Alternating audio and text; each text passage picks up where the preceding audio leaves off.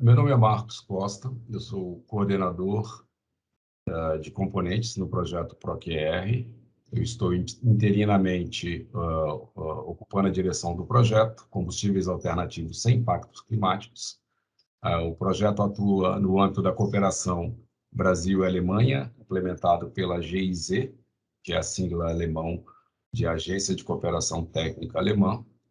Hoje eu vou moderar essa sessão, que é a terceira edição da série de webinários que estamos organizando nesse ano de 2021. Gostaria aqui de expressar as boas-vindas especiais aos parceiros do ProQR, que nos acompanham, o nosso financiador, o Ministério do Meio Ambiente da Alemanha, o BMU, parceiro político, representante do governo brasileiro, o Ministério da Ciência, Tecnologia e Inovações do Brasil, o MCTI, o Centro Aeroespacial, DLR, especialmente a empresa de pesquisa energética, que hoje participa conosco na apresentação, na divulgação desse estudo, que foi feito em parceria com a instituição, assim como todas as instituições parceiras aqui presentes. Muito obrigado pela participação. Os combustíveis sustentáveis de aviação são produzidos a partir de insumos renováveis, entre eles energia elétrica renovável, água e CO2. Com isso, você pode gerar gás de síntese, que é o principal ingrediente desses novos combustíveis. Também emissões e resíduos de biomassa da própria indústria, eles podem ser aproveitados nesse processo para a produção do gás de síntese. O estudo, o potencial de diferentes indústrias no Brasil para produzir gás de síntese, uma parceria entre o ProQR e a empresa de pesquisa energética brasileira, aborda o potencial de indústrias de produzirem gás de síntese por meio de resíduos e subprodutos de baixo valor. As indústrias analisadas foram as de soja, cana-de-açúcar, biodiesel, arroz, milho, aço, cimento e celulose. O objetivo foi estimar o potencial anual para se produzir gás de síntese e, em alguma medida, demonstrar quais indústrias e quais regiões do país apresentam maior potencial. Esses dados são importantes porque eles ajudam a determinar quais locais são favoráveis para a construção de plantas de produção de Sustainable Aviation Fuel. Hoje, no nosso webinário, nós teremos aqui a participação do diretor do Departamento de Tecnologias Aplicadas do Ministério da Ciência, Tecnologia e Inovações, Eduardo Soriano Lousada, da diretora de Estudos de Petróleo, Gás Natural e Biocombustíveis, doutora Heloísa Borges, do assessor técnico da GIZ e autor do estudo, Ashkan Davud Memar, e da analista de pesquisa energética da EPE, Juliana Rangel. Com isso, eu passo a palavra para o nosso primeiro palestrante, Eduardo Soriano Lousada. Por favor, Soriano.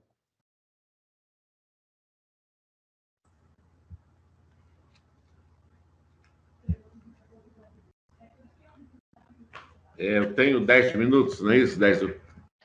Exatamente, 10 minutos, Soriano.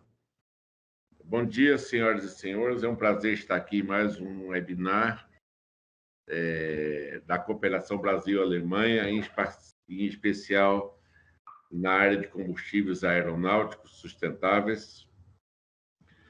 É muito importante, primeiro, situar a posição do Ministério. O Ministério, no âmbito do governo federal, da ciência e tecnologia, é responsável por essa questão da gestão de políticas públicas, de pesquisa, desenvolvimento, inovação e empreendedorismo, entre outras competências. Nesse sentido, o Ministério é um ministério altamente transversal e que atua basicamente fornecendo um conjunto de ferramentas, igual o nosso ministro Marcos Pontes fala sempre, é uma caixa de ferramentas para uma série de setores, tecnologias no país. Em especial, nesse projeto, ele é o responsável do projeto no Brasil. Indo direto ao assunto de Singás, esse assunto de gás de síntese é um assunto relativamente antigo aqui no Ministério, que remonta ao ano dos anos 2000, onde nós começamos a trabalhar com o Singás, com a ideia de produzir combustíveis sintéticos, renováveis e não renováveis na época. Inclusive, fizemos diversas ações para a produção do Singás no âmbito desse ministério e um conjunto de instituições parceiras. Então, isso envolvia, por exemplo, que o Singás é hidrogênio mais CO2. Envolvia as fontes de CO2, seja por captura, seja aproveitar, ver as indústrias que tinham CO2 disponível ou eram produzidos, como, por exemplo, as normas de fermentação, a produção de hidrogênio, seja por eletrólise, ou seja aquelas indústrias que, de alguma forma, têm o hidrogênio entre seus coprodutos ou subprodutos, ou poderiam ser facilmente produzidos. Então, esse assunto entrou muito em voga nesse ano 2000. Inclusive, criamos, na época, uma rede nacional de combustão, que, apesar de ter esse nome de combustão, envolvia todas essas tecnologias de transformação termoquímica, por exemplo, como gaseificação, por exemplo, né?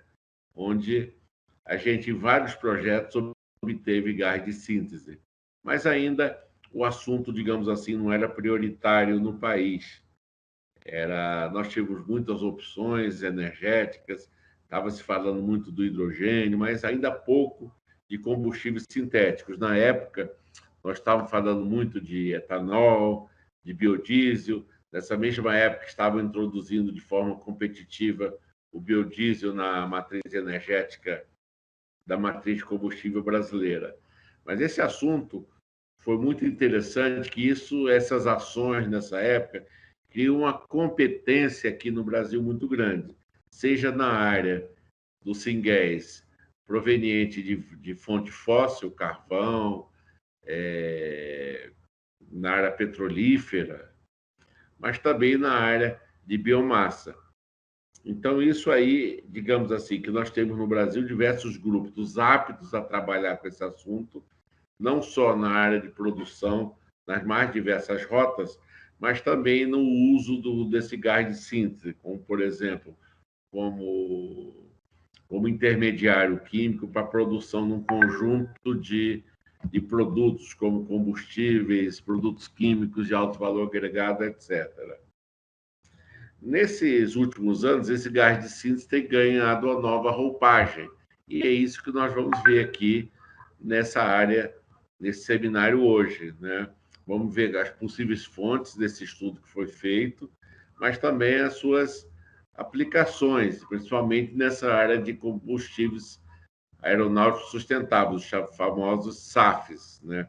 Que ele ocupam um destaque central, ou seja, a maioria das rotas passa pelo Singás, onde, após algumas transformações de ordem química, reações químicas bem especializadas, como Fischer-Tropsch, pode se transformar numa série de combustíveis e produtos.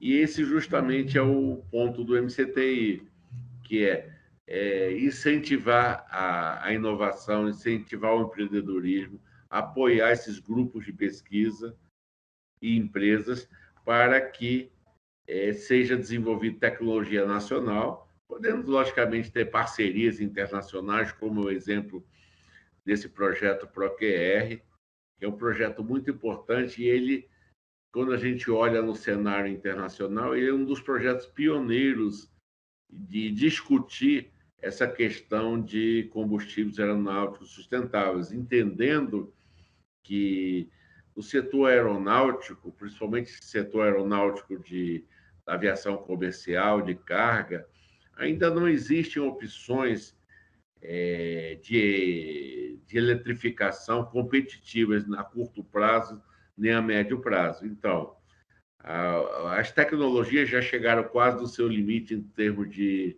de desempenho, de eficiência, e realmente nesse ponto a tecnologia, a solução são os combustíveis, trabalhar nos combustíveis para a redução de emissões no setor aéreo.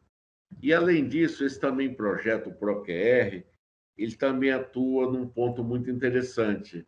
Assim como a energia no passado era produzida de forma centralizada, grandes hidrelétricas, grandes centrais térmicas e outras formas, ele tende a, a mostrar algumas ideias e fazer estudos e mostrar opções para a produção descentralizada, seguindo o modelo de várias energias renováveis, como a eólica, como a solar, por exemplo, ou seja, uma maior distribuição, principalmente focando o consumo, próximo ao consumo, porque a gente nota que nós temos várias falhas de mercado, onde, mesmo com a produção desse combustível com valores um pouco mais altos, eles poderiam ser competitivos no futuro próximo. Então, basicamente, eu não vou me alongar nessa minha introdução, é só para apresentar que o Ministério da Ciência e Tecnologia está à disposição de toda a comunidade científica e empresarial para dar todo o suporte. E esse ano é um ano muito especial, onde nós conseguimos, pela primeira vez, o descontingenciamento dos fundos setoriais, com apoio da academia, das indústrias, onde estamos aumentando consideravelmente os investimentos em ciência e tecnologia no país, em especial nessas áreas. Por exemplo, já estamos planejando, em nível de FINEP e CNPq, ações de editais para a promoção do desenvolvimento tecnológico e inovação e na área empresarial, editais de subvenção e para ICTs, nessa área de combustíveis avançados e hidrogênio. Estamos fazendo também alguns projetos de encomendas para algumas instituições nessa área e devemos ter mais notícias mais à frente, entendendo que toda essa ação se alinha com as iniciativas governamentais e planos governamentais na área de energia e combustíveis, como, por exemplo, o Programa de Combustível do Futuro, Programa Nacional de Hidrogênio, o Plano de Ciência, Tecnologia, Inovação em Energia e Biocombustível do Ministério. Ele também encontra-se entre as prioridades definidas pela Portaria 1122 de 2020, onde elenca energias renováveis como prioritário, e também se alinha com a resolução número 2 do Conselho Nacional de Política Energética, onde solicita que as agências reguladoras priorizem alguns temas, entre os quais hidrogênio e biocombustíveis. Ou seja, é muito importante dizer que esse assunto está alinhado num framework técnico, científico, empresarial e político no país. Muito obrigado. Retorno a palavra para o nosso moderador, Marcos. Obrigado. Muito obrigado, Soriano, por suas contribuições. Peço que aguarde um pouco, que ao final nós teremos interações dos convidados.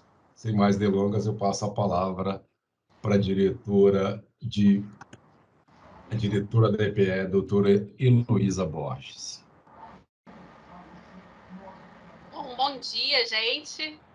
Agradeço ao GIS pelo convite e pela parceria. Agradeço a todos pela presença. Peço desculpas, porque toda vez que eu tenho que compartilhar a apresentação, eu me embanando, mas dessa vez eu acho que está certo. Está vendo correta a tela, Marcos? Diretora, a gente está vendo o que seria a tela do apresentador. Sempre acontece isso. Espera aí. Agora tá. Não, continua errado, né? Deixa eu fazer de novo. Okay. Vamos tentar uma segunda vez, que dizem que da segunda vez dá certo.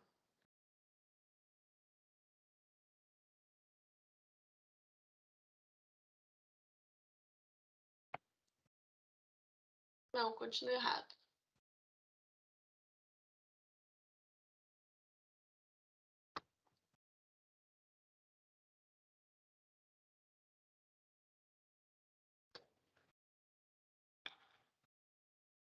agora eu vou compartilhar a minha tela. Com certeza não estava mais compartilhando na janela. Agora está correto, Marcos? Bom, sim, agora, por favor, coloque no modo apresentação para a gente... exato. Third time's the charm. Bom, vamos lá, gente. Bom dia a todos. Eu vou fazer uma breve contextualização do estudo, da parceria, novamente agradecendo a parceria com o GIS e o papel da EPE. A EPE é uma empresa pública federal controlada pelo Ministério de Minas e Energia. O presidente do Conselho de Administração é o ministro de Minas e Energia. E o principal propósito da EPE é prover informação, estudos e pesquisa na área energética de forma a subsidiar o planejamento energético e o desenvolvimento de políticas energéticas. Com isso, a gente olha de forma integrada todas as áreas de energia: eletricidade, óleo, gás natural, carvão, energia nuclear, renováveis, eficiência energética. Energia, na verdade, é o nosso combustível, né? E olhar para o futuro da energia é a nossa missão.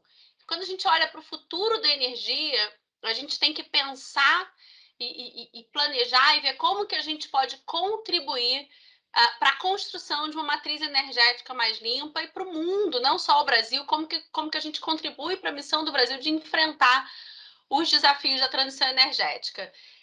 Eu vou falar um pouco de como que o Brasil se insere nesse desafio, como que está avançando a matriz energética brasileira, o projeto, mas não o estudo em si. O estudo será apresentado e algumas considerações finais. A gente tem que lembrar que quando a gente fala de transição energética, a gente está falando de mudanças nos sistemas energéticos na direção de uma redução da intensidade de carbono na produção, no uso de energia, nos mais diferentes setores. Isso vai ser marcado por uma competição tecnológica entre as diferentes possibilidades alternativas, e a agenda climática cada vez mais influencia as relações comerciais internacionais e, inclusive, decisões de como a gente se move, como a gente se desloca.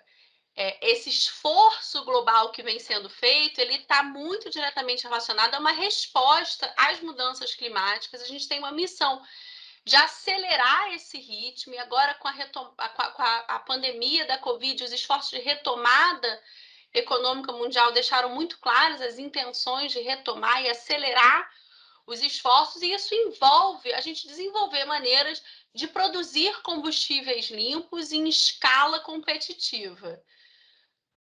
Quando a gente fala de transição energética, nunca é demais lembrar que a gente não está falando só sobre energia ou só sobre eletrificação. A gente está falando de sustentabilidade ambiental, combate às mudanças climáticas, mas principalmente inovação tecnológica, e muito do que o estudo vem contribuir para esse aspecto da pesquisa, da inovação tecnológica, o desenvolvimento de combustíveis sustentáveis para a aviação. Também envolve um uso mais eficiente dos recursos energéticos, a digitalização e, é claro, a busca por combustíveis com menor intensidade de carbono e eletrificação. Quando a gente fala do esforço de reduzir as emissões, a gente tem que lembrar que isso é um problema global e uma responsabilidade global. E um dos melhores setores onde isso fica mais claro é justamente a aviação. A aviação é um segmento internacional e, como o Soriano mencionou, é o segmento que a gente costuma identificar como hard to abate, né? Um setor difícil de descarbonizar, onde soluções de eletrificação ainda são bastante improváveis.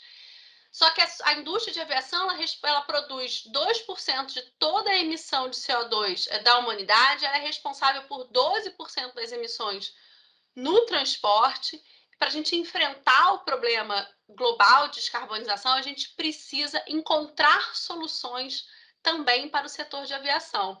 É nesse escopo da busca por soluções que surge o programa ProQR, né, de combustíveis alternativos, e a parceria Brasil e Alemanha na direção de uma economia de baixo carbono, desenvolvimento de soluções de baixo carbono. Como que isso se insere na estratégia energética brasileira?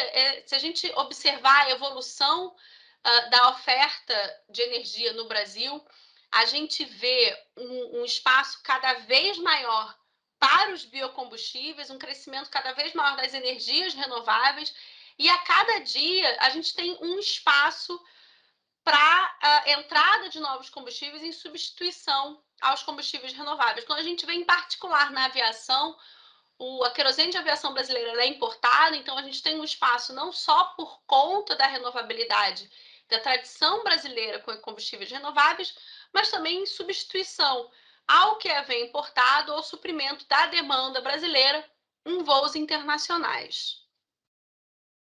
Bom, quando a gente examina de forma mais detalhada esse potencial de substituição, está aqui detalhado, né? 30% da matriz energética brasileira hoje responde pelo setor de transporte, né? Do setor de transporte, a maior parte é diesel. Isso reflete o resultado histórico brasileiro de muito investimento no modo rodoviário de transporte. Esse cenário aqui, no médio e no longo prazo, a gente está avançando nele, mas hoje a gente vai focar aqui no QAV, que responde por 2%. A gente projetou aqui no gráfico à direita o potencial de substituição que a gente projeta para o QAV. Esse aqui são as importações e a demanda internacional. Então, a gente vê aqui pelo menos um potencial de 3,3 bilhões de litros para substituição do QAV. O estudo que a gente vai apresentar hoje, ele está num escopo maior de vários estudos que já foram elaborados junto da parceria Brasil e Alemanha. Estamos avançando em mais um, né, Marcos e Ruth? É uma parceria extremamente benéfica e profícua.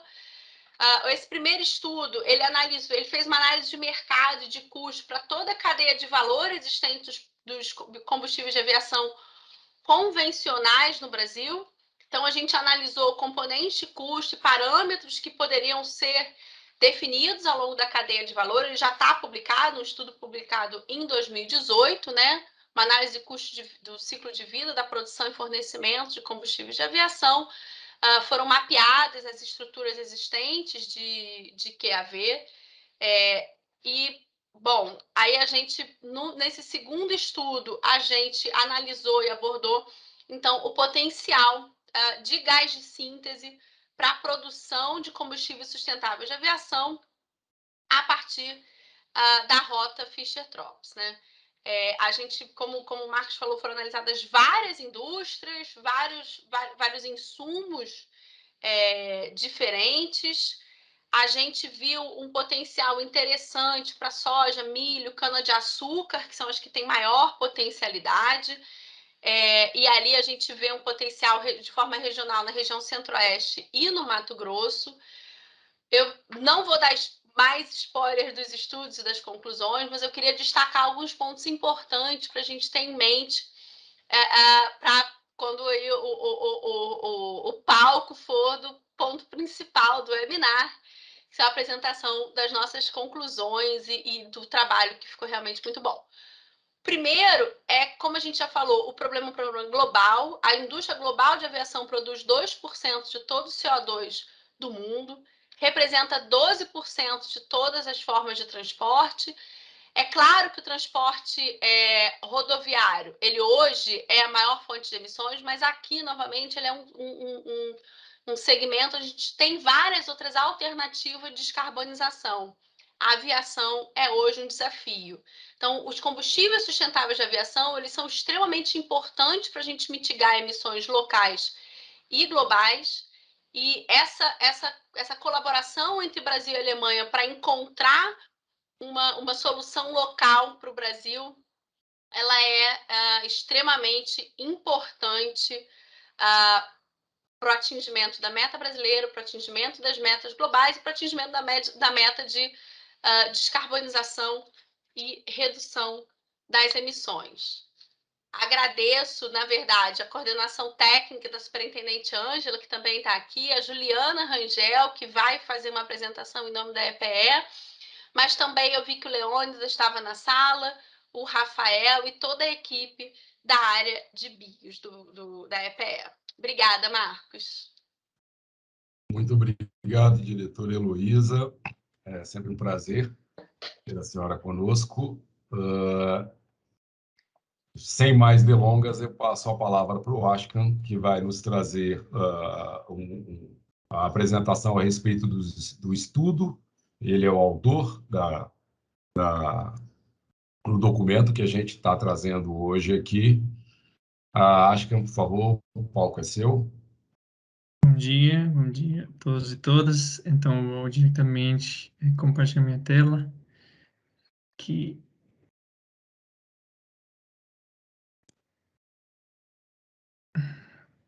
Você pode conseguir ver a minha Sim, tela? seguimos. Ok. Muito obrigado, Marcos, pela moderação, e queria fazer um bom dia a todos e todas. No primeiro, queria agradecer a diretora Borges da EPE e também a diretor Soriano da MCTI pela apresentação e a presença deles e a boa introdução também. Além de agradecer a Marcos Oliveira, queria muito agradecer a Juliana Rangel e as outras colegas de EPE que ajudaram a elaborar esse estudo junto comigo. Na minha apresentação de hoje, eu vou falar, como dar um resumo de esse estudo de potencial de gás de síntese nas indústrias diferentes no Brasil. Aqui você consegue ver a agenda da apresentação. Na introdução, eu gostaria de dar uma breve visão geral e motivação do estudo. Depois, a seguir, as indústrias que foram identificadas para produzir gás de síntese. Depois disso, os resultados do potencial de gás de síntese das indústrias analisados. E, no final, vou concluir com uma conclusão e um outlook. Vamos para a introdução. Como já foi falado das palestrantes antes, diante das mudanças climáticas observadas em todo o mundo, a fim de cumprir o Acordo de Paris, a necessidade de descarbonizar e também a setores diferentes e baixar e diminuir as gases de efeito estufa é bem urgente, especialmente essas indústrias de difícil de abater, como hard to abate, como nesse caso o setor de aviação ou marítimo, entre outros. Uma solução para isso são os produtos sintéticos, que são gerados através de energias renováveis e insumos sustentáveis. Uma forma deles é o querosene sustentável de aviação, que em inglês é o Sustainable Aviation Fuel. A maior vantagem desses produtos é que eles deixam a utilizar a infraestrutura já existente e, ao mesmo tempo, descarbonizar algumas dessas indústrias. Para gerar esses produtos sintéticos, uma forma de gerar isso é através de processos de Fischer-Tropsch na catálise, que o insumo principal, o intermediário principal disso, é o gás de síntese, ou também chamado como syngas. O syngas é uma mistura de carbono monooxídeo e hidrogênio, que pode ser gerado de diferentes matérias-primas, de forma direta, através de uma conversão química, por exemplo, ou indireto, com uma fonte de CO2 e água e hidrogênio, por exemplo, através de uma coeletrólise, gerar esse gás. Como já falei, assim, gás pode ser gerado de diferentes matérias-primas. Mas esse estudo visa gerar gás de síntese só de uma forma sustentável, utilizando resíduos e subprodutos de baixo valor das indústrias diferentes no Brasil. A utilização desses resíduos e criar produtos de maior valor ainda não está aproveitado também no mundo e pode assegurar a transição para uma economia circular também. E, nesse caso, então, o objetivo do estudo era investigar o potencial de gás de síntese através de resíduos e subprodutos de baixo valor das indústrias diferentes, e isso no nível regional e estadual, como mostrado aqui na mapa, e para, por exemplo, para estimar o potencial teórico de querosene sustentável de aviação. Aqui você pode ver a metodologia que foi elaborada. No nível nacional, foram identificados no primeiro, as indústrias que podem gerar esse gás. Depois da identificação, através de uma matriz de avaliação, foram selecionadas algumas dessas indústrias para analisar os processos convencionais deles em mais detalhe, e depois, no nível regional, com estimar os resíduos e com processos de conversão, foram mapeados no nível regional e estadual. E no final, também foi feito primeiros passos para localizar localizações ideais para, por exemplo, plantas de piloto ou outras plantas para produzir esse combustível. Então, vamos entrar as indústrias identificadas para produzir o gás de síntese. Aqui você pode ver a lista de que pode produzir esse insumo de uma maneira direta, através de uma conversão química, como gasificação, reformação ou pirólise, por exemplo. Aqui temos a agroindústria, os resíduos de agroindústria ou animais, a indústria bioetanol, biogás, resíduos madeira, e resíduos municipais também, mas até também combustíveis fósseis. Outra forma de produzir o gás de síntese, uma forma indireta, foram identificadas indústrias que têm uma fonte de CO2, uma fonte de CO2 concentrada, e para que poder, através de uma eletrólise com água, produzir esse gás de síntese. E aqui também foram identificadas várias indústrias no Brasil. Temos a bioetanol, a fermentação, o biogás, indústria de mineiro, por exemplo, o cimento e até também a indústria química. Mas, nesse estudo, a pergunta que sugeriu para nós foi que quais dessas indústrias a probabilidade de existência deles vai estar também num futuro descarbonizado ou um futuro bem próximo. Então, através de uma matriz de avaliação, considerando essa pergunta, foram avaliadas essas indústrias e, por exemplo, aqui você pode conseguir ver que a indústria de combustíveis fósseis, a probabilidade é mais baixa que a agroindústria, onde a demanda está crescendo cada dia. Através dessa avaliação, também com a consideração de critérios como a produção no nível do Brasil e da disponibilidade de dados, foram selecionadas algumas dessas indústrias que foram analisadas em mais detalhes. Aqui temos a cimento e também dentro da agroindústria temos a soja, biodiesel, açúcar, bioetanol, milho, arroz, entre outros. Mas peço a sua compreensão de que não posso entrar em detalhes sobre o processo de cada indústria aqui, que estão no estudo, mas vou apresentar duas dessas indústrias um pouco mais detalhado. Então, podemos entrar a indústria de cimento, por exemplo. Aqui o processo de cimento simplificado está mostrado, que o cimento é o ingrediente essencial do concreto, que a demanda também está crescendo no mundo. A matéria-prima principal no processo de cimento é a carbonato de cálcio, como o CaCO3, que entra especialmente no precalcinação, onde através de um combustível, em Brasil geral, coque de petróleo, ou diesel, esses vão a gerar o cal e também com isso o CO2. Então, durante o processo de cimento, a indústria de cimento, para cada tonelada de cimento, gera 0,55 toneladas de CO2, que esse CO2 pode ser capturado através de uma unidade de captura de carbono, como aqui mostrado pós-combustão, que é bem comercializado agora, e aqui no estudo com uma eficiência de 90%. Com esses fatores e também com a produção anual do Brasil, com a base de dados de 2018, podiam ser estimados resíduos e, através de uma coeletrólise, o potencial de syngas.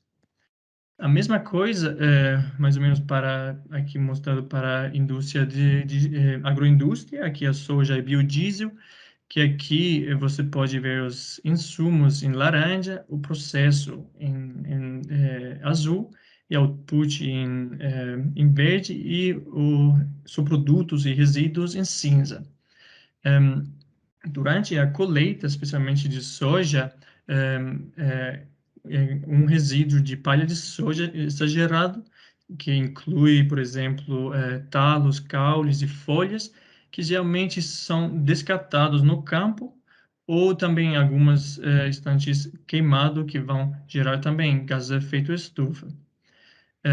Mas, além disso, aqui foi interligado a indústria de biodiesel com soja, porque no Brasil a principal insumo para produzir o biodiesel é o óleo vegetal de soja com 70%. E esse óleo vegetal de soja entra em uma transesferificação para gerar o biodiesel, mas também gerar um subproduto de baixo valor de glicerina, que também pode ser utilizado para produzir, por exemplo, um produto de maior valor. Através da literatura, por exemplo, nesse caso, foram estimados os resíduos dessas indústrias. Aqui temos, para cada tonelada de soja colheita, temos 1,5 toneladas de palha de soja. Em caso de biodiesel, temos aproximadamente 10% de glicerina de volume produzido de biodiesel. Depois, esses resíduos foram estimados através de produção dessas indústrias, que temos base de dados também de 2018, de IBGE, e também o anuário estático da ANP para o biodiesel, que através de uma conversão, uma gasificação, podia ser gerado o gás de síntese. Então, agora, vamos entrar no potencial dessas indústrias. Então, os resultados. Você pode ver as diferentes indústrias na primeira fila, que foram analisadas em mais detalhe, e os coprodutos e os resíduos que foram utilizados nesses processos, e o potencial anual de gás de síntese em milhões de toneladas. Como você pode ver, o maior potencial de produção de gás de síntese fica na agroindústria, os resíduos agroindustriais, como palha de soja, de cana ou também de milho. Isso especialmente por causa também da produção enorme do Brasil, né? Mas também outras indústrias podem gerar, tem um potencial muito grande desse insumo. Se vamos olhar para o nível estadual, podemos ver que mostra que o potencial máximo dessas de produção de syngas no nível estadual em percentagem, que podemos ver, por exemplo, que 50% desse potencial de cana-de-açúcar fica no estado de São Paulo. Em caso de soja, temos, por exemplo, palha de soja no Mato Grosso, no caso do biodiesel no Rio Grande do Sul, e depois disso no Mato Grosso também. Mas, como você pode ver, a maioria dessas potenciais máximas fica no centro-oeste ou sudeste do país. Considerando todas essas indústrias, o potencial de cada dessas indústrias de gerar o gás de síntese, o potencial anual de 193 milhões de toneladas de querosene sustentável de aviação pode ser gerado. E esse valor é aproximadamente 3 vezes a demanda da Europa, e esse combustível produzido no Brasil pode ser usado primeiro para suprir as demandas nacionais, e depois pode ser exportado para países que são dispostos para pagar pelo combustível neutro em carbono, com esse potencial elevado. Agora, aqui, vou mostrar também as mapas que foram gerados com um sistema de geoinformação. Aqui você tem agora a indústria de cimento, na esquerda, no nível regional de produzir o gás de síntese, e à direita o produzir de syngas no nível estadual. No nível regional, você pode ver que o Sudoeste tem o maior potencial de produzir o gás de síntese, e no nível estadual é o estado de Minas Gerais que tem o maior potencial. Depois disso, através de localizações dessas indústrias, aqui mostrado cimento e também aço, com primeiros critérios que onde a refinaria mais perto, o aeroporto mais perto, está mostrado aqui nessa imagem, que a refinaria se precisa para fazer o blend desse combustível e onde fica o aeroporto, por exemplo, para utilizar esse combustível depois. Como você conseguiu ver, especialmente ao redor de Belo Horizonte, tem localizações interessantes para uma planta piloto, por exemplo. Aqui temos a indústria de soja agora, aqui na esquerda, no nível regional, e direita, no nível estadual, a mesma coisa, o potencial de singas para o soja, que gera os singas através de palha de soja e gasificação. O maior potencial no nível regional fica no centro-oeste e no nível estadual, no estado de Mato Grosso. A mesma coisa também para a indústria de soja, aqui também com a ajuda de um estudo de UFRJ que identificou o hotspot de produção de soja no nível espacial muito alta, com resolução espacial muito alta, que também resulta em um lugar que tem uma maior produção de esse resíduo dessa indústria. E também com a refinaria mais perto para fazer o blend e um aeroporto para ser utilizado. Agora, vamos rapidamente entrar à conclusão e um outlook desse estudo. Nesse estudo foram identificadas várias indústrias com resíduos e subprodutos adequados para produzir o gás de síntese, e alguns deles foram analisados em mais detalhes. A análise mostrou que o Centro-Oeste tem o maior potencial de produzir o gás de síntese dessas indústrias analisadas, depois Sudeste, Sul, Nordeste e o Norte, que tem um menor potencial de produzir o gás de síntese através dessas indústrias. A conversão de resíduos agroindustriais, aqui a palha de soja, milho e palha de cana, tem o maior potencial de gerar esse insumo. Considerando o potencial de todas as indústrias desse estudo, pode ser gerado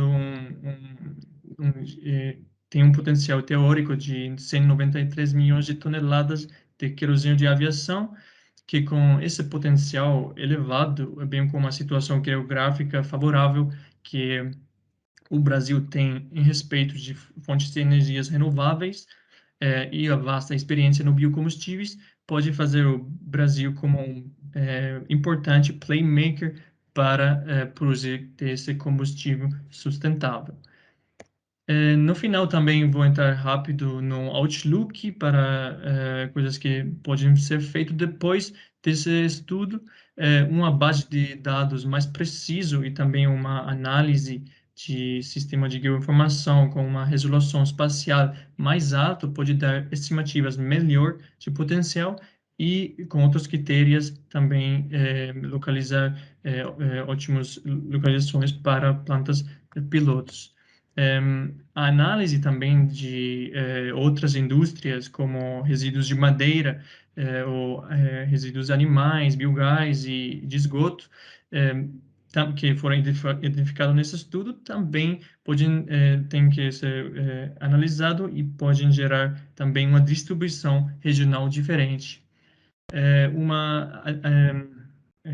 Estudos tecnoeconômicos das diferentes rotas para gerar esse gás de síntese tem que ser feito, especialmente também como impacto social e ambientais tem que ser analisado. Coprodutos dessas indústrias que já estão utilizados no processo convencional deles, como bagaço de cana ou licor negro, podem também, como tem interessante, pode ser também interessante analisar o potencial deles e para criar como produzir maior valor. E no final, fazendo P&D em respeito de essas rotas diferentes, no nível laboratorial e plantas pilotos é necessário. Muito obrigado pela sua atenção. Acho que meu tempo também já acabou. Obrigado, Vou Ashkan. passar a palavra para o Marcos. Tá certo. Obrigado, Ashkan, pelas suas contribuições. Quem tiver algum questionamento, algum comentário, por favor, encaminhe pelo chat. Eu peço o Ashkan para parar o compartilhamento, e eu convido a nossa colega Juliana Rangel, analista de pesquisa energética da EPE, para fazer a sua apresentação. Bom dia a todos. Queria cumprimentar a coordenação do projeto, o Marcos Oliveira, a Ruth, agradecer pelo convite à EPE, cumprimentar também o diretor Soriano, a diretora Heloísa, cumprimentar o Ashkan, que foi o grande protagonista desse estudo, né? E agradecer a presença de todos aqui. Eu sou a última a falar, então o que me resta é destacar, né, na verdade, as vantagens e o que esse projeto está trazendo, né, esse estudo está trazendo de diferencial. Eu vou projetar aqui a minha apresentação para vocês. Compartilhar aqui com vocês.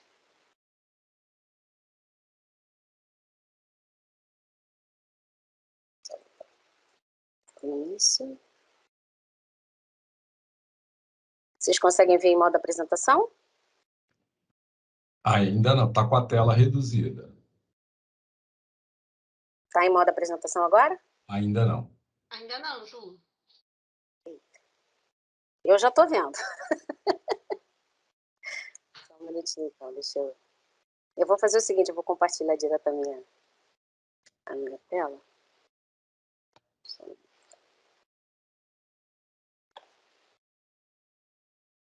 Estou compartilhando aqui a minha tela e vocês veem o que eu estou vendo.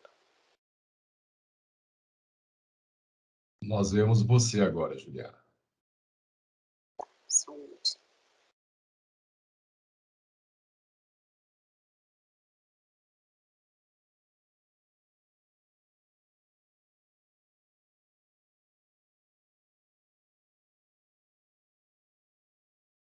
Agora estou compartilhando a minha tela com vocês, tá? Completa, então acho que agora vocês vão conseguir ver em modo apresentação, certo? Perfeito, Juliana. Tá ótimo, então. Bem, eu queria começar falando, na verdade, né, quais são as razões para a gente estar estudando esse tema, né? E a primeira questão é a necessidade que o mundo tem realmente de reduzir as emissões de gases de efeito estufa, né? A gente tem também uma necessidade de diversificar a nossa matriz energética. No caso especial do Brasil, né, uma das tentativas é a gente conseguir reduzir a dependência que a gente tem hoje da importação, né, de querosene de aviação. De certa maneira, quando a gente diversifica a nossa matriz, né, dando oportunidade a outras matérias-primas, a gente acaba gerando oportunidades de trabalho, né, e incremento de renda da população, né, e a gente também cria oportunidades em especial nesse estudo que tentou identificar vocações regionais da indústria, né, a gente tenta criar oportunidades para regiões menos favorecidas no país, né, menos desenvolvidas no país, e, obviamente, conseguir reduzir um pouco as disparidades que a gente tem no nosso país, né? Tem questões muito importantes ligadas a esse estudo que se relacionam ao custo, né? A gente sabe que no caso dos biocombustíveis, né, a questão da matéria-prima talvez seja o principal item de custo para a produção, né? O que se reflete diretamente no preço do biocombustível produzido. Então, uma das coisas que a gente tem que identificar, né, é de que maneira a gente pode encontrar matérias-primas que sejam consideradas alternativas, que sejam consideradas resíduos, que sejam considerados subprodutos da indústria, né, de forma a tornar este querosene sintético, esse bioquerosene sintético que vai ser produzido, competitivo com o que hoje a gente tem no mercado, né? A gente vê que as questões de certificação podem, sim, né, incrementar a participação e a competitividade desse bioquerosene na matriz, e a gente acredita também que se essa produção, né, se ela for associada a outros produtos, né, dentro de um projeto de biorefinaria, ela pode, sim, ajudar a incrementar e aumentar a competitividade desses produtos no mercado. Bem, como a gente começou a falar sobre a questão preço, é importante que a gente destaque aqui, né, esse comparativo, tá? Essas informações são trazidas pela Platts, né? E tem alguém com o áudio aberto, por favor? Obrigada. No caso, esses dois comparativos, onde a gente analisa, né, a diferença de preço entre o combustível sustentável de aviação e o combustível tradicional, né, o diesel fóssil. E aí, quando a gente compara, a gente vê, né, tanto ao longo de um ano quanto nesse último mês, né, a gente vê disparidades de preço ainda muito grandes, né? E como eu relacionei, né, a gente vê aqui no início, né, lá de agosto, a gente vê um spread de 4,3, ao final de setembro um spread de 5. De que maneira a gente pode, então, tentar tornar esse combustível mais competitivo, né, tentando realmente encontrar matérias-primas alternativas, já que ela é o maior custo. Quando a gente vai olhar para o HVO, a mesma coisa, a gente vê um incremento nesse último ano, né, muito grande do preço do HVO no mercado internacional. Então, de fato, o que a gente tem que encontrar é uma forma de reduzir os custos relativos a esses produtos, a essa matéria-prima, né? Bem, o mundo inteiro, na verdade, sinalizou com algumas iniciativas, né, para a gente encontrar alternativas aí para esse mercado de aviação, né? No mundo a gente conhece o CORSIA, né? Já foi até mencionado anteriormente, é uma iniciativa para crescimento neutro de carbono até 2020, através de vários instrumentos, dentre eles o uso realmente de um combustível sustentável para aviação. Aqui no Brasil, a gente tem uma iniciativa, né, logo no ano seguinte, após CORSIA, que é o RenovaBio, né, que visa também reduzir a intensidade de carbono na matriz, através da expansão do uso de biocombustíveis na nossa matriz energética, né? No mesmo ano que surge o RenovaBio, surge o ProQR, né? E ele tem esse objetivo interessante de dar essa visão, né, que o Brasil pode estabelecer um caso de sucesso para a aplicação de tecnologias, né, de power to liquid para a obtenção de combustíveis sustentáveis, né? E mais recentemente a gente vê aqui no Brasil, né, um programa criado, que é o Combustível do Futuro, né, que visa incrementar o uso de combustíveis sustentáveis, né, e de baixa intensidade de carbono no mercado nacional. E dentro dessa iniciativa a gente vê um subcomitê criado especificamente para estudar como é que o BioQAV pode entrar nesse mercado. Bem, a diretora Heloísa já mencionou, né, a EPE foi parceira da GIZ num primeiro estudo, lá em 2018, e, mais uma vez, né, essa parceria que tem sido muito, muito frutífera, a gente acompanhou esse segundo estudo, né, junto com o ASCA, né. Ele mostrou aí já essa pirâmide, né, eu acho que, mais uma vez aqui, meu objetivo é destacar o que esse projeto tem de diferencial. A primeira questão é que ele visou, né, analisar quais eram os potenciais de produção do gás de síntese, que vai ser a grande matéria-prima para a produção do combustível sustentável de aviação, nas indústrias já existentes no país, mas também tendo essa visão de que não só a indústria hoje existe, né, mas eu tenho que ter necessidade dessa produção ser perene, dessa produção poder existir no futuro. Então, quais são as indústrias que vão também ter vida futura, né? Quais são as de mais longa duração? É para essas, então, que o estudo ficou mais voltado. Como todo mundo sabe, o Brasil tem essa vocação para o agronegócio, então ficou bastante destacada, né, esse tipo de indústria. Além disso, outras indústrias que devem se perpetuar, né, como a indústria do aço, a indústria cimenteira, né, a própria indústria de papel e celulose, que deve permanecer por um bom tempo, né, todas essas foram analisadas. Então, a primeira questão, acho que tem que se destacar é isso, assim,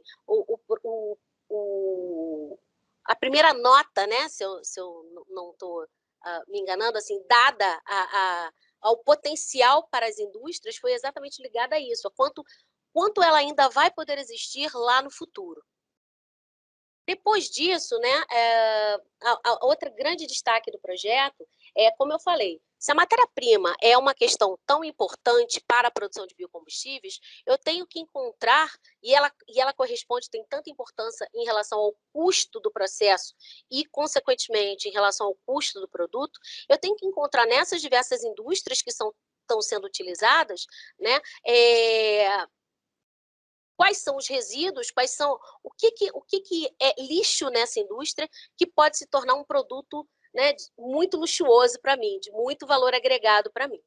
Então, nessas diversas indústrias, acho que foi mostrado já de uma outra maneira pelo ASCA, né, nessas diversas indústrias que a gente está mostrando aqui, a indústria da soja, do arroz, da cana-de-açúcar, do milho, do aço, a própria indústria de celulose, a indústria cimenteira, né, foram estudados quais poderiam ser, né, esses resíduos a serem utilizados para a produção de singás, o potencial do país e o potencial regional, né, para cada um dessas indústrias, né, foi estudado que estado teria o maior potencial para essa produção, e aí os fatores de conversão que a gente teria que encontrar. Bem, eu só vou destacar um mapinha aqui que já foi até apresentado pelo ASCA, né? No caso da soja em especial, que é aquela que apresenta o maior potencial, de acordo com a figura que a gente viu lá na frente, que a gente viu no slide anterior, né? A soja tem um potencial muito grande para a região centro-oeste, né? E em especial para o estado de Mato Grosso, né? A gente viu um potencial muito grande para a produção de singás aí, para essa cultura, né? Nesse estado. Agora, uma coisa que a gente tem que pensar, e eu acho que é muita visão da EPE em todos os estudos que a gente faz, é sempre pensar no amanhã, né? Então, eu trouxe aqui alguns dados, dados da Conab, né, do Ministério da Agricultura, que mostram o quanto essas produções, né, tendem a crescer. Eu trouxe aqui quatro númerozinhos, né, relativos à produção de arroz, à produção de soja, à produção de milho e de celulose. As indicações e as previsões feitas pela Conab indicam que, em média, essa produção tende a crescer no decênio em torno de 30%, exceto pelo arroz, né, que tende a crescer só 3,5%. Mas quase todas elas tendem a ter um crescimento médio, né, em torno de 30%. E, olhando desse jeito, né, o que a gente observa, né, é que se essa produção tende a crescer 30%, a gente tende a crescer também, né, nessa produção de singás. Né? Se a gente pudesse fazer uma previsão acerca do crescimento, né, a gente pode dizer que da mesma maneira que a produção tende a crescer, como a produção de resíduos e de, né, e de subprodutos nessa indústria tende a crescer também, a gente vai ter um potencial aí muito grande ainda para a exploração do singás nesses mercados.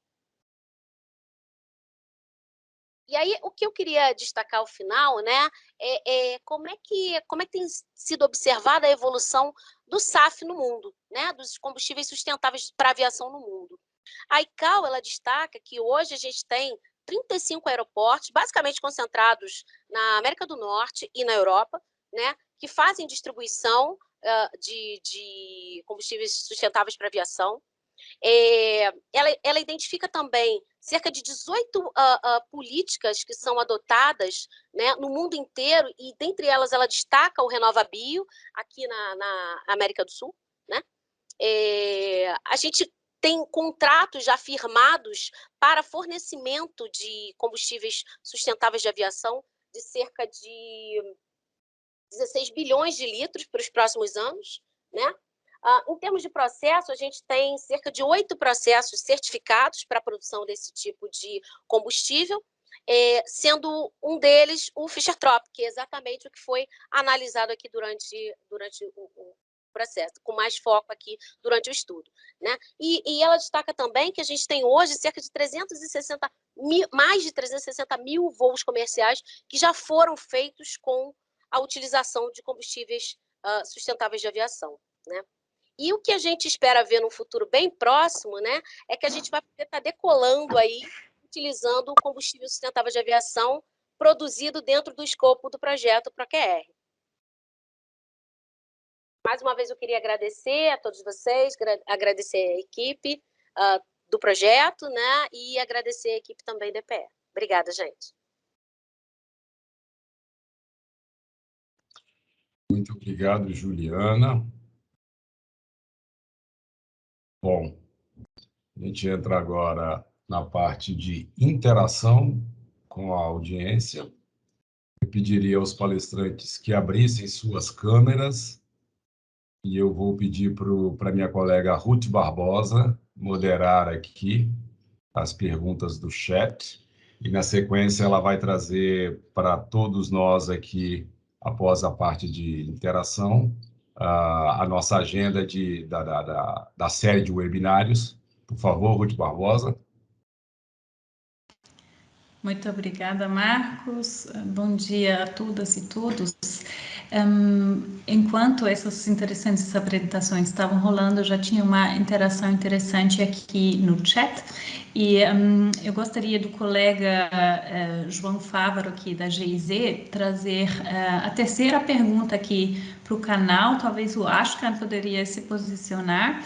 Eu vou citar a pergunta aqui: como fica o balanço de energia do processo de transformação de reforma do CO2 para syngas? Isso fica positivo no final da cadeia, quando a gente fala da utilização para o querosene de aviação. A gente tem uma indicação para responder essa pergunta? Ashkan? Muito obrigado, João, por essa pergunta. Talvez sim posso responder. Que também no estudo fora analisado não muito em detalhe, mas o balanço energético, essas rotas diferentes, mas mais detalhe precisa um estudo tecnoeconômico, mas em comparação com as outras rotas, a eletrólise, especialmente, ainda precisa mais energia que a gasificação ou também a reformação. Então, ainda fica positivo, mas em comparação com as outras, precisa ainda mais energia, e nesse caso, energia renováveis.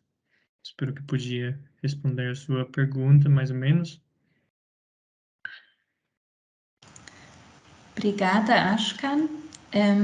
Foram 3 perguntas. Vamos primeiramente também atender aqui os outros convidados. O Márcio Weicher, do Deutschen Innovations- und Wissenschaftshaus em São Paulo, traz a pergunta aqui: os aviões que podem usar o QAV, o Sustainable Aviation Fuel aqui, serão flex fuel? Aqueles que fazem voos internacionais poderão ser abastecidos com syngas no Brasil e com querosene normal em outro país? Quem gostaria de se voluntariar para responder essa pergunta técnica? Soriano, por favor. Na verdade, o avião não voa com syngas, ele voa com querosene de aviação. O syngas é um produto intermediário para a produção dos combustíveis aeronáuticos. Isso é muito importante, né? Mas o syngas como gás, ele é um combustível que se usa em alguns processos, mas não nas aeronaves. Na verdade, o avião não sabe qual é o combustível que ele está voando lá. Ele que chama de tipo drop-in. Existem uma série de normas da STM que permitem uma série de misturas, dependendo da rota tecnológica, e é isso que é o ponto. Ou seja, no começo não vai Algumas rotas permitem que eu misture 10%, outras 20%, outras 50%. E esse é um processo, né? Certo? E esses combustíveis vão limpando essa combustão nas turbinas das aeronaves. É isso que funciona. O syngas não é o combustível, não é um flex, não é um multifuel, tipo um veículo nosso que eu posso botar gasolina ou álcool ou qualquer mistura entre 0 e 100% de etanol e gasolina. Não é isso. O combustível é padronizado. Lembrando que a aviação tem normas muito rígidas e a gente até brinca, né? Que não tem acostamento para quando falha a aeronave, diferente dos veículos, que quando falha, eu paro no acostamento. Isso parece uma brincadeira, mas é uma coisa muito séria. E outra coisa, lembrando que o combustível tem que ser igual no mundo inteiro, porque aeronaves tem uma mobilidade maior. Então, ontem ele estava em Nova York, hoje está no Brasil, amanhã estará em Portugal, na outra semana, na terça-feira, na quarta-feira, estará lá em Tóquio. Então, tem que ser uma coisa bastante uniforme e padronizada. Muito obrigada, Soriano, por essa explicação. Vai ter muitas ocasiões ainda estudar essas tecnologias, né, que as inovações propõem aí. Eu queria passar a palavra agora para o Felipe Garcia, que até tinha comentado aqui no chat sobre a apresentação. Por favor, você levantou a mão também. Traga a sua contribuição, Felipe. Obrigado, Ruth. Eu queria só fazer um comentário adicional a essa questão levantada sobre as turbinas flex, né? Quer dizer, na verdade, a gente no mercado de aviação a gente tem uma situação curiosa, porque os motores, né, as aeronaves, eles foram desenvolvidos tendo em vista o combustível fóssil, né? Então, assim, a gente tem uma evolução no que diz respeito à especificação de produto, né? Tanto do combustível quanto dos grupos motopropulsores e das aeronaves, né? No sentido de que tenha uma harmonia não só entre os dois produtos, mas uma harmonia internacional, como o Soriano mencionou. Então, assim, é importante e necessário, né, que o combustível que ele está sendo comercializado aqui no Brasil ele seja compatível com a aeronave e com o que está sendo praticado em outros lugares do mundo, né? Então, assim, o combustível alternativo ele vem para ser inserido nesse cenário que ele já existe, né? E do ponto de vista regulatório e técnico, a gente tem que ter uma segurança muito grande de que um combustível diferente ele seja de fato totalmente compatível com o que está sendo praticado, né, e com as aeronaves que estão em operação no mundo, né? Então, o que a STM e os entes reguladores nacionais, né, no caso aqui no Brasil a ANP, né, a gente acompanha todas essas discussões e a gente estabelece a especificação do querosene fóssil, do alternativo 100%, por assim dizer, e do que seria as misturas máximas autorizadas. Claro que tudo isso em grande harmonia com o que é estabelecido pela STM, que é o grande fórum internacional para que essas discussões ocorram e que as avaliações técnicas de compatibilidade desses novos combustíveis com as aeronaves, com os materiais que são utilizados nas aeronaves, eles sejam feitos dentro de toda a segurança que o mercado exige, né? E isso dentro da máxima que o Soriano mencionou, que de fato é bastante empregado, né? Que situações de falha de combustível em voo são situações bastante complicadas de serem resolvidas. Claro que, assim, dentro do setor aeronáutico existem uma série de procedimentos que podem ser empregados, que trazem segurança ao mercado. Mas, claro que são situações de exceção, né? Claro, ninguém quer estar numa situação que você está em voo e os 4 motores apagam e o piloto ele tem que fazer um pouso sem motor, né? Quer dizer, ou seja, um pouso que ele consegue fazer trazer a aeronave até o chão com segurança, mas é uma situação de exceção, né? A questão que eu coloquei no chat foi mais uma reflexão a respeito do estudo que o Ashkan apresentou, e eu achei muito interessante porque esse estudo, esse levantamento desse potencial dos insumos, né, para a gente produzir o syngas e potencialmente estar trabalhando esse syngas depois para fazer o querosene alternativo, ele é muito importante. Mas, pelo que foi levantado, a gente tem um grande potencial no centro-oeste e sudeste, e me parece que isso direcionaria muito para um tipo de produção centralizada desse combustível alternativo. O que, pelo menos até onde eu pude acompanhar, necessita assim, de grandes investimentos, ou seja, para você ter uma escala de produção que enfim, que levasse você a ter um preço competitivo em relação ao fóssil, ou pelo menos não tão distorcido, como a gente sabe que tem. Você precisaria de grandes investimentos em infraestrutura, né? Ou seja, essencialmente seria praticamente uma refinaria, como a gente tem na África do Sul, lá da Sasol, né? Que trabalha com o processo de Fischer-Tropsch em larga escala. E também quanto a uma particularidade do processo Fischer-Tropsch, que ele é bastante intensivo do ponto de vista energético, né? Então, quer dizer, para você estar trabalhando uma grande produção de um SAF de Fischer-Tropsch no Sudeste, quer dizer, a demanda energética seria altíssima, né? E isso daí impacta diretamente na viabilidade econômica desse tipo de alternativa. Mas, assim, a minha observação e o meu questionamento foi mais no sentido de que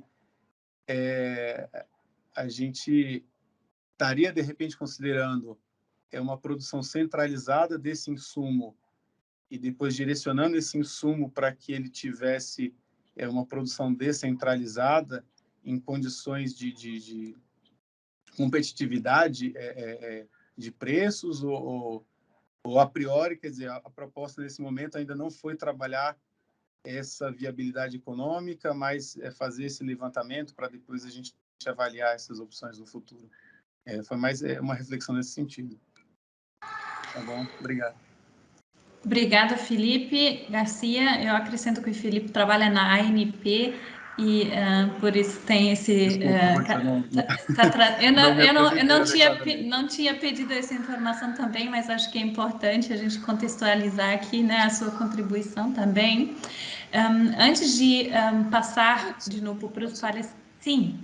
Deixa eu te interromper um pouquinho, porque eu acho que dentro disso que o Felipe trouxe, é importante, né, até o Marcos se pronunciar, porque o próximo estudo que vai ser feito em parceria entre EPE e IGZ é exatamente o estudo de uma viabilidade técnica para a construção de biorefinarias a partir de resíduos, né? No caso do estudo da EPE, vai focar em resíduos da indústria sucroalcooleira e da indústria do biodiesel, no caso, né, basicamente aqui no Brasil, indústria de soja, e o MCTI também vai fazer, se eu não me engano, um outro estudo, também nessa linha de trabalho, mas com outras indústrias, com outros resíduos. Então, acho que isso que ele está sinalizando, né, que seria uma questão importante, eu acho que já estava no nosso radar mesmo, e a gente já estava, né, nesse planejamento de estudar agora a viabilidade técnica para essas biorefinarias. Inclusive, visando, né, identificar que outros produtos poderiam ser produzidos em concomitância ao bio-QAV, de forma a permitir realmente que esses processos se tornem viáveis economicamente. Obrigada, Juliana. Marcos, você quer seguir esse convite de complementar? Eu pediria você, na verdade, no final, talvez, dar um outlook às atividades que o projeto está trazendo. E aqui daria seguimento... Então, vou dar seguimento aqui à lista dos inscritos no chat, que é a Jaqueline Gonçalves de Oliveira, que se inscreveu. Por favor, pode abrir o microfone e vídeo e se apresentar rapidamente para a gente contextualizar a sua fala. Bem-vinda. Bom dia, sou Jaqueline Oliveira, trabalho na Secretaria Nacional de Aviação Civil. Gostaria de parabenizar todos os palestrantes, as apresentações foram muito, muito boas. Só uma dúvida em relação a... Vocês identificaram o estado do Mato Grosso como com o maior potencial devido à produção de soja, né? E vocês já começaram a delinear alguma estratégia diretamente com o governo do estado para desenvolver em conjunto algum projeto piloto, como o Felipe falou, né, a necessidade de uma refinaria em grande escala.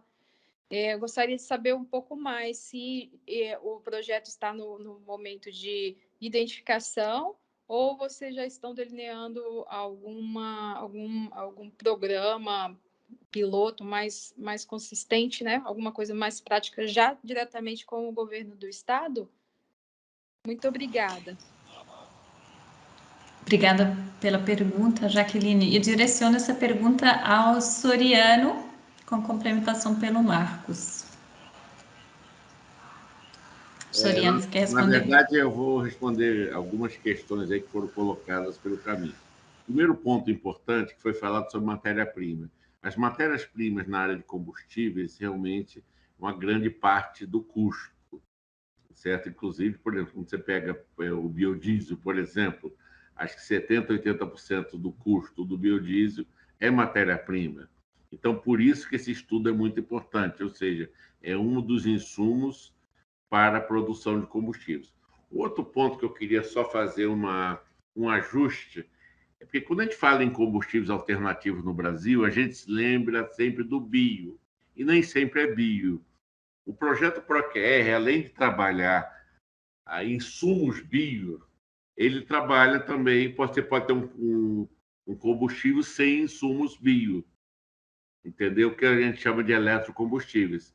Então, é muito importante que entender esse ponto, ou seja, quando a gente fala de biocombustíveis para aviação, na verdade, nós estamos fazendo todas as rotas renováveis. Então, quando você usa energia renovável, por exemplo, eólica, para fazer eletrólise, onde você pega o hidrogênio, você captura o CO2 de alguma forma, mistura, produz gás de síntese, você pode ver que não tem coprodutos ou subprodutos ou resíduos da área bio. Mas nada impedindo que você comece com a rota elétrica, como eletrocombustíveis, pegue o CO2 de uma dorma de fermentação do setor sucroalcooleiro e produza o seu combustível. Então, na verdade, ele é um combustível híbrido entre eletrocombustível, mas tem conteúdo renovável. Isso é bastante importante entender, porque a gente está acostumado muito a falar biocombustíveis no Brasil. Então, na verdade, são combustíveis sintéticos. O outro ponto é o seguinte: a matéria-prima é uma coisa importante, mas não é a única questão. Tem questões tecnológicas, tem questão que precisa de um arranjo tecnológico, tem questões de distribuição, tem questões de logística, tem uma série de elementos para apoio à decisão. O que nós estamos fazendo hoje, e que eu preferia nesse momento que o Marcos até comentasse, analisando algumas possibilidades, mas não tendo recorte exatamente estadual. Ele pode até ter componentes estaduais, o Estado contribuir, mas a ideia não é exatamente essa, fazer programas estaduais, porque às vezes o recorte do Estado não é o melhor recorte para o empreendimento. Às vezes você tem um Estado que se candidata, que dá incentivos e tem matéria-prima, mas às vezes a tecnologia, as empresas estão em outro estado, entendeu? Então, na verdade, a gente está olhando onde no país e quais são os projetos e quais são as iniciativas, sejam elas, em geral, privadas, que melhor se adequem, porque vai ter que não pode ser um projeto só estadual. Empresas do Estado, fazendo matéria-prima do Estado, certo? É uma coisa um pouco mais ampla do que isso, né? Paralelamente, o Ministério, igual eu comentei na minha fala inicial, que só foi uma introdução, né?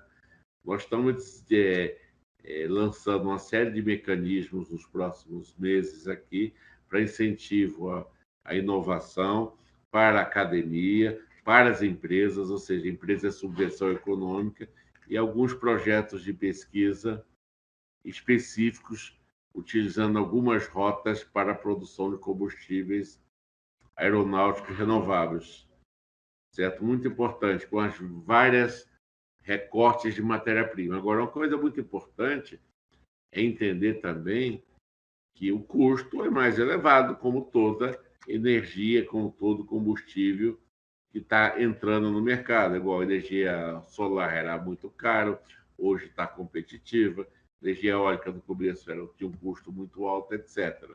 Mas é importante ver essas rotas porque elas usam resíduos, é muito importante o uso dos resíduos, porque além de você reduzir as emissões, isso é um serviço ambiental. Ou seja, você usar resíduos, você tira o resíduo e transforma no produto. Isso é uma coisa que tem que ser muito valorizada. Eu acho que, Ruth, eu devolvo para você o microfone aí. Se você quiser passar para o Marcos, seria importante. Obrigado. Perfeito, obrigada, Soriano. Marcos, traz lá os detalhes. Está muito interessante, estão muito interessantes as interações aqui, eu agradeço a participação de todos. Vou falar brevemente aqui sobre algumas iniciativas que o projeto está conduzindo. O projeto é dividido em componentes, tem uma componente só de plantas pilotos e a gente tem buscado parcerias para viabilizar projetos. O que eu posso adiantar é que a gente tem pelo menos 5 iniciativas em negociação aí, em estágio bem avançado. Eu posso citar aqui, por exemplo, uma parceria com o CI Biogás para a produção de, a gente está chamando de Biosyn-Crude, que seria o produto seguinte ao gás de síntese, utilizando a cadeia de biometano, que é muito forte na região sul. Tem uma outra parceria que também está bem avançada, que é para fazer uma análise do aproveitamento da glicerina oriunda da produção de biodiesel, e lá a gente vai chegar até o querosene de aviação. Tem uma outra parceria com a Universidade Federal de Goiás para aproveitar resíduos agrícolas e também produzir o crude, que seria o petróleo sintético, enfim. A gente não tem uma parceria específica com estados, mas desde que o projeto iniciou em 2017, a gente tem mantido vários diálogos com várias instituições em várias regiões do Brasil. Isso tem avançado. Obrigada, Marcos, pelos esclarecimentos. Convido o professor Cláudio Mota, do UFRJ, a trazer a contribuição que está inscrita aqui na lista. Bem-vindo. Obrigado, Ruth. Bom dia aí a todos, né? Parabéns aí a GIZ, o ProQR, por organizar esse webinar, né? Palestras excelentes, né? E eu sou diretor do Estudo de Química da UFRJ, tá? E tenho trabalhado nessa área aí de captura, conversão de CO2, visando também a produção aí de hidrocarbonetos, digamos assim. Bom, esse contexto geral da fonte de singás a partir de biomassa, ele já é relativamente antigo, né? Dentro do contexto do BTL, né? Biomass to Liquids. E até onde eu sei, talvez o Luiz vai falar depois de mim aí, pode contextualizar melhor. Um dos grandes problemas é a questão logística, porque você vai usar resíduos agrícolas, resíduos sólidos, e eles são difíceis de serem transportados, não é igual a um gás ou um líquido que você coloca num tubo, né? Dá uma diferença de pressão e escoa ele por quilômetros, né? O resíduo sólido tem essa particularidade. E, pelo que eu entendi, haveria uma certa regionalização, né? Você tem aí um potencial muito grande no Centro-Oeste, em Mato Grosso e em São Paulo, que é exatamente oriundo aí da soja, né? E da cana-de-açúcar. Mas elas também seriam, elas são obtidas em pequenas fazendas, né? Ou é distribuída ao longo do estado. Você teria que arrumar uma logística para levar esse resíduo todo para um determinado local para ter, então, uma planta de gasificação de singás e combustível de aviação, porque o singás também não pode ser transportado devido à alta toxicidade do CO. Eu não sei se vocês levarem em consideração essa questão, porque isso me parece que limitaria muito uma iniciativa desse tipo, e, sobretudo, na questão regional, né? Você teria plantas regionalizadas, e até onde eu sei, um dos objetivos também do PROQR é uma descentralização, é a possibilidade de você, por exemplo, ter lá no Amazonas, né, no interior do Amazonas, uma planta que produza esse querosene. E com essa logística de uso de resíduos agrícolas, isso é muito mais complicado, né? Talvez a rota que até o Soriano mencionou aí, né, de captura direta de CO2 do ar, possa ser mais interessante. Então, o que eu gostaria de perguntar aqui é se essa questão da logística de transporte dos resíduos agrícolas e depois de distribuição do QAV formado, né, ou do SAF formado, né, foi levada em consideração, né, ou se pretende-se fazer isso numa segunda etapa, porque eu acho que esse é um ponto crucial para se determinar qual ou quais as rotas vão ser mais interessantes, que atendem a todos os quesitos do programa. Muito obrigado. Tá? Eu agradeço ao senhor, professor Mota. Só para eu dar aqui um overview, a gente está chegando ao final do nosso evento, eu vou direcionar essa pergunta do professor para a Ashka, né, para a Juliana, que fizeram um estudo em prática, e depois a gente ainda tem uma contribuição do Marcos, rapidinho, do nosso projeto, e do professor Luiz Ramos. E depois vamos encerrar o evento, então vamos atender ainda essas contribuições. Ashkan, Juliana, a descentralização foi levada em consideração, por favor. Muito obrigado. Eu posso começar e Juliana complementar se ela quer. Muito obrigado, professor Mota, para a pergunta. Exatamente. Esse desafio já foi mencionado também no estudo, mas, como já falei, é muito importante, depois desse estudo, fazendo estudos tecnoeconômicos que analisam cada dessas rotas em mais detalhes, especificamente em relação dessa pergunta que você fez. Por exemplo, se a demanda de energia de gasificação, o potencial é maior, mas esses problemas de limpeza de gás, de coleta desses resíduos, a disponibilidade, são desafios, então talvez outras rotas vão ter uma viabilidade econômica ou melhor para produzir esse gás. Isso só para que eu falei só para isso precisa de estudos em frente, especialmente tecnoeconômicos, e no questão descentralizado, exatamente esse estudo queria só ver onde que as indústrias e os resíduos estão, que podem gerar o gás de síntese, mas como você viu, a maioria das potenciais fica no centro-oeste das indústrias analisadas, e o sudeste, em caso de cana-de-açúcar, por exemplo, e também, como considerar energias renováveis, o potencial que o Brasil tem, o maior potencial deles fica no Nordeste, no Norte, onde que o potencial tem custos menores de produzir esse gás. Então, outros estudos em investigar outras indústrias também podem ser interessantes, e em lugares que não têm resíduos, ou como a Amazônia, no Norte, essa solução primeiro, de nosso projeto do ProQuery, que é gerar o gás de síntese através de energias renováveis, água, e também o CO2 que foi capturado de ar diretamente, tem que ser uma solução para esses lugares. Então, esse estudo só quer mostrar onde que o Brasil tem um potencial muito grande de essa produção, mas tem que ser levado em conta também as outras perguntas que você fez, em caso de exatamente essas coisas de tecnoeconômicas. E sim, Juliana. A diretora Heloísa também levantou a mão, talvez em relação a esse levantamento, talvez queira complementar. Sim, mas eu posso falar depois da Juliana. Eu vou falar bem rapidinho, até por conta do horário, né?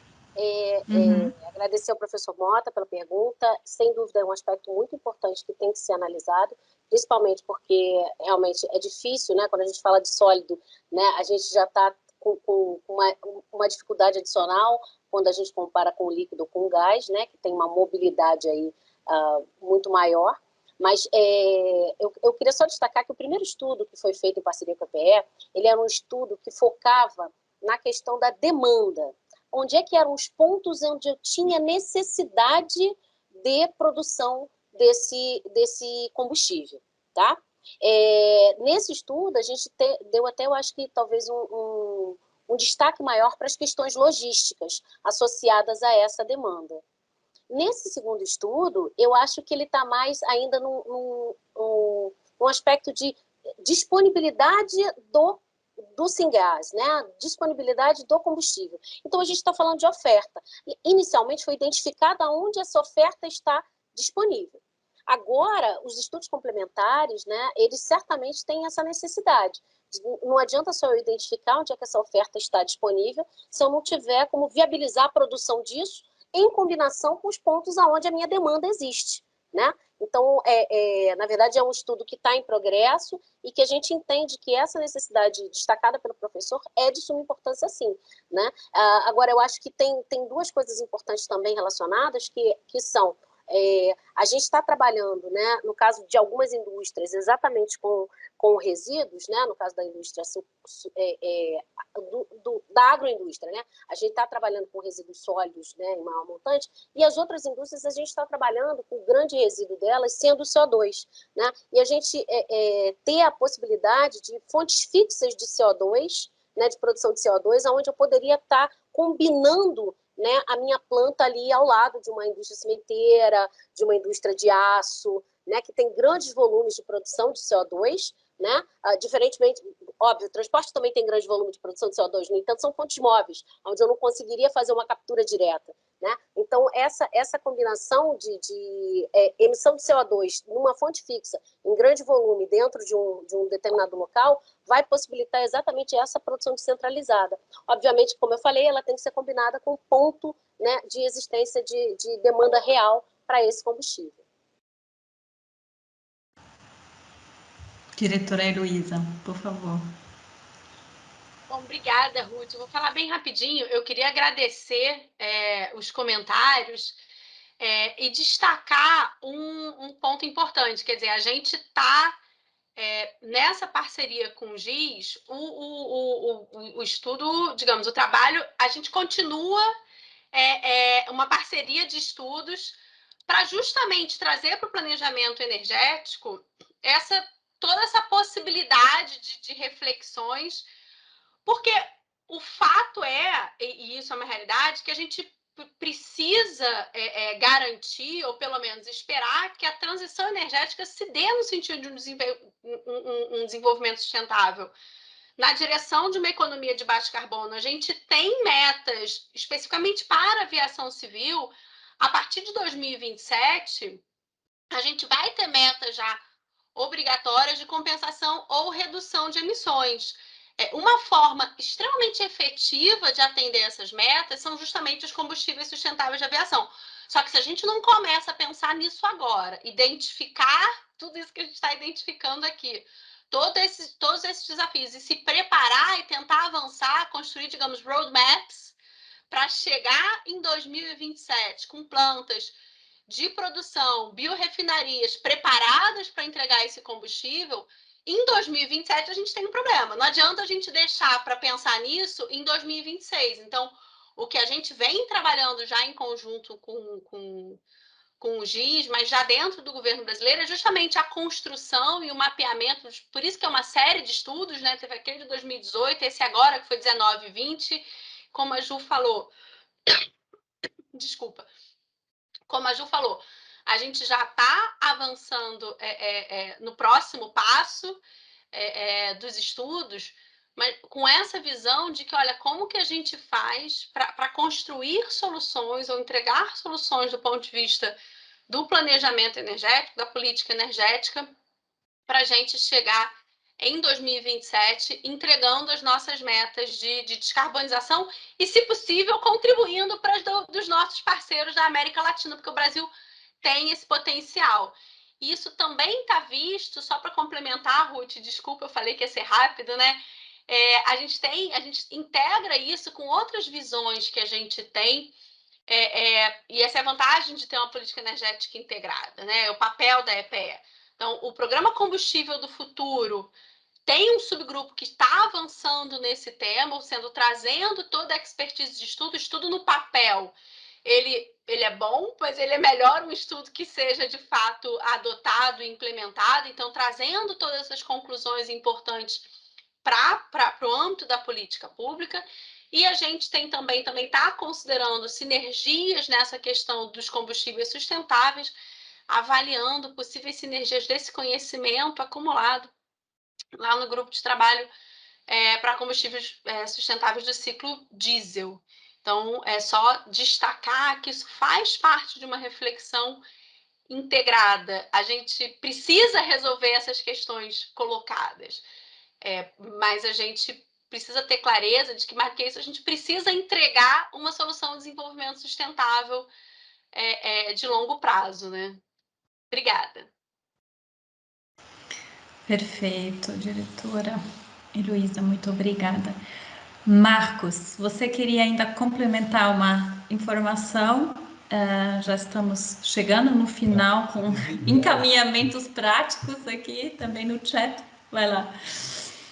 Na pergunta que eu respondi da colega a respeito de interações com governos estaduais, eu acabei deixando de mencionar que, tanto no estado do Paraná quanto no estado do Ceará, nós temos diálogo com instituições ligadas ao governo, só para não deixar de mencionar. Exato, e com isso eu convido o professor Luiz Ramos, que tinha levantado a mão, abaixou de novo, mas tem aqui um espaço para o senhor colocar sua contribuição, por favor. Eu abaixei a mão para não me tornar muito insistente. Então, em primeiro lugar, obrigado pela oportunidade. Em segundo, me desculpem por não ter participado da reunião, que muito me interessava, mas a responsabilidade como professor esteve à frente, né, dessa minha alternativa de participar aqui nessa reunião. Sinto muito, mas certamente vou acompanhar as apresentações mais tarde para entender o conteúdo, né, e o alcance daquilo que foi discutido aqui. Eu pedi a palavra por uma questão muito simples. Eu simplesmente gostaria de dar transparência a todo o grupo das atividades que a gente está desenvolvendo aqui no Paraná. Nós criamos, a questão de mais ou menos 2 anos, um chamado NAP, de hidrocarbonetos renováveis, chamado Novo Arranjo de Pesquisa e Inovação, cujo acrônimo é NAP-HCR. Esse NAP ele envolve a UTFPR, a UEM, a UEL, a UniOeste e a própria UFPR, além do PTI de Itaipu e o CI Biogás. E tem como parceiros várias instituições internacionais de renome que já estão conveniadas conosco em projetos, memorandos, ou mesmo propostas de execução de projeto, como foi mencionado rapidamente pelo Marcos. Eu não tenho tempo para falar sobre isso, mas eu só gostaria de elencar que essas instituições têm várias linhas de trabalho bastante alinhadas com tudo que foi dito aqui, né?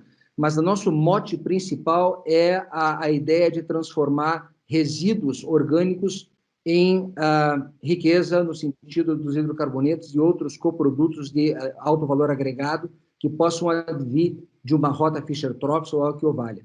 O nosso conceito é trabalhar com biogás, vindo da digestão anaeróbia. Nós temos centros, grandes geradores de biogás. O Paraná tem um potencial extremo para isso. E tudo que for aqui desenvolvido poderá ter repercussão nacional, é claro, visando, então, o aproveitamento não só do biometano, do biogás como um todo, mas principalmente da fração off-gas do CO2, né, que é tirado durante o processo de purificação do biometano via a reforma na tecnologia que mais se adeque às condições de trabalho de cada unidade. Então, é um projeto prático, é uma ideia que tem apoio em vários setores industriais e que tem como motivação criar nichos onde possa se consolidar uma demonstração, quer dizer, uma UD, uma unidade demonstrativa da viabilidade de se produzir biocrude. E aí, a ideia é que isso tenha uma conotação descentralizada, como foi mencionada muito bem, muito correta a colocação do Cláudio Mota, e pensamos que um biocrude talvez estabilizado por algum mecanismo possa ser daí transportado com a sua densidade energética a outras unidades que seriam responsáveis, então, para o seu beneficiamento às diferentes frações e diferentes produtos que possam interessar. Então, esse é o conceito do nosso projeto, eu convido todos a conhecer, nós estamos trabalhando na nossa página agora, espero que ela seja liberada o quanto antes, e logo nós estaremos também abrindo convite para participação em nível nacional de todos aqui presentes e outros que queiram interagir conosco dentro da plataforma Hierarcária, onde o grupo, o NAP-HCR, está localizado e tem o seu ambiente, o seu fórum de discussão. Agradeço a oportunidade. Ruth, me desculpe a velocidade aqui, a metralhadora giratória, Ótimo.